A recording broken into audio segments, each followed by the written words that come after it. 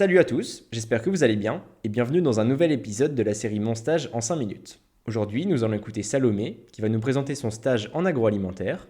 Commençons sans plus attendre. Salut Salomé, est-ce que tu peux te présenter rapidement aux auditeurs s'il te plaît? Salut, salut. Tout d'abord, merci pour l'invitation. Alors, je suis Salomé Herviot. Je suis en L3 de cursus ingénieur agroalimentaire à l'Institut Agro-Rennes. Là, pour l'instant, je suis en stage à l'usine L'Entreprise Saint-Michel pour une durée de 6 mois. On peut rentrer dans le vif du sujet maintenant. En quoi consiste ton stage? Parce que tu n'es pas en qualité comme Mathilde, tu es en production. C'est ça. Moi, je vais travailler sur l'une des lignes.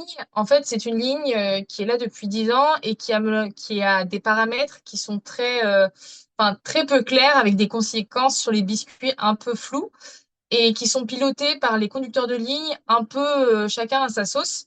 Et du coup, ce qu'on fait avec ma maître de stage, on va comprendre l'impact poids, longueur et largeur de chacun des paramètres qu'on peut du coup paramétrer sur cette ligne pour pouvoir après standardiser et pouvoir assurer un pilotage qui est bon dès le premier coup et de façon pérenne dans le temps. Et comme ça, les conducteurs de ligne ont vraiment, enfin, au final, vont vraiment avoir des fiches process qui sont valides, qui leur permettent de piloter de façon homogène et qui est plus cette individualité due au conducteur de ligne qui est différent selon l'écart d'horaire. Ok, ok, trop trop bien. Est-ce que tu pourrais un petit peu nous décrire une journée typique qui permet justement de répondre à ces missions, à ces différents objectifs? Alors pour le coup, on n'a pas du tout de journée typique. C'est vraiment hyper varié. Il n'y a pas une journée qui se ressemble. On peut parfois passer la matinée en prod, parfois toute la journée, parfois ne pas y aller du tout. On est quand même, je dirais, à 50% du temps en production et le reste, c'est plutôt analyser des résultats sur ordi ou des choses comme ça. Mais enfin, il n'y a vraiment pas une journée qui se ressemble. Ok, bah c'est cool. Au moins, c'est important d'avoir des choses variées en stage. Est-ce que tu as des points positifs majeurs, des choses que tu as apprises, des belles expériences que tu voudrais présenter? Euh, alors, ce qui m'a vraiment plu, c'est d'être beaucoup sur le terrain. On est vraiment au contact des gens, des conducteurs de ligne, des conducteurs machines, et puis on manipule aussi. On n'arrive pas juste à dire, est-ce que tu peux me prendre des mesures pour les 3 prochaines semaines?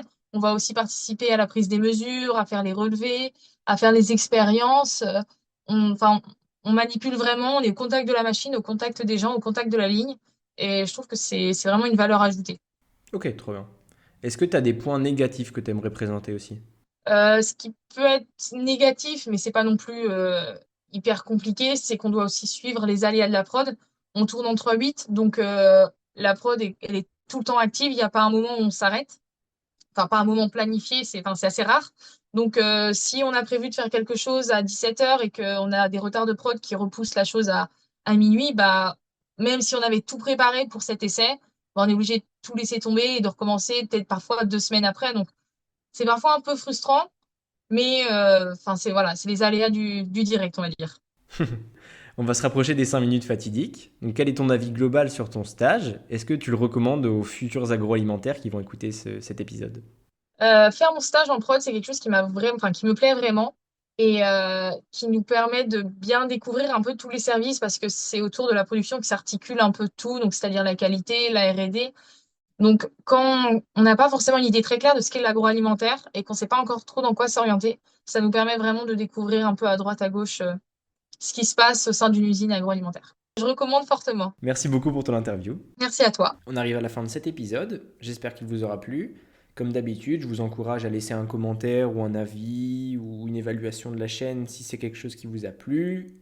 Si vous voulez en savoir plus, je vous invite aussi à rejoindre le compte Instagram. Donc les voix de l'agro, pareil. C'est là que tout se passe. C'est là que la com, les questions, les futurs projets, vraiment toute la communication se fait sur ce compte Insta. Donc je vous invite fortement à le rejoindre si vous n'y êtes pas encore. En attendant, je vous souhaite plein de bonnes choses et à très bientôt.